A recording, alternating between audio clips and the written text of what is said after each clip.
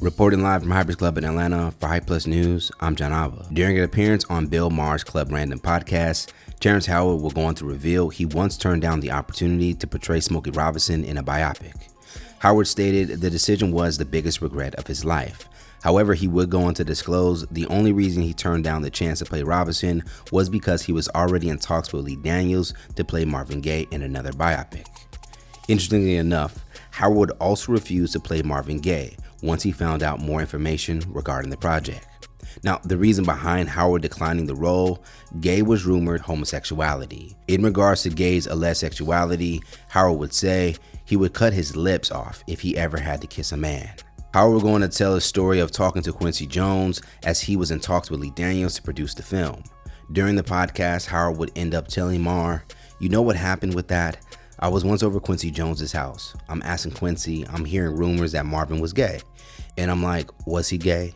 And Quincy is like, "Yes." Now, Howard would go on to also reveal the filmmakers wanted to explore the rumored homosexuality of Gaye, something that Howard was not down with. Howard would go on to simply say he cannot act in a role he does not understand. Maher would go on to agree after Howard would go on to say, "I don't fake it. I would cut my lips off. If I kissed a man, I would cut my lips off. That's fine, and do what you love to do, but don't do it at me. Don't aim it at me. And I can't play that character 100%. I cannot surrender myself to a place I can't understand." During his lifetime, Gaye's sexuality was never confirmed, but was married twice to two women, Anna Gordy for 10 years and Janice Hunter for 5. Back in 2018, Jones would give an interview to Vulture where he claimed that Gaye had an intimate relationship with Marlon Brando and other notable men, including Richard Pryor. At the time, Jones would go on to say, "Brandon used to go cha-cha-cha dancing with us. He could dance his ass off. He was the most charming mother effers you ever met. He'd F anything. He'd F a mailbox." James Baldwin, Richard Pryor, Marvin Gaye. Of course, Howard's comments would cause social media to erupt, with many labeling Howard's views as problematic and offensive. Some would even call for the platforms to stop interviewing the actor due to his recent string of outlandish and strange opinions over the years, which include him believing 1 × 1 = 2. His attempt at disproving the Pythagorean theorem, stating he can kill gravity. He doesn't believe in the number 0, and he said he remembers the events of the day he was born.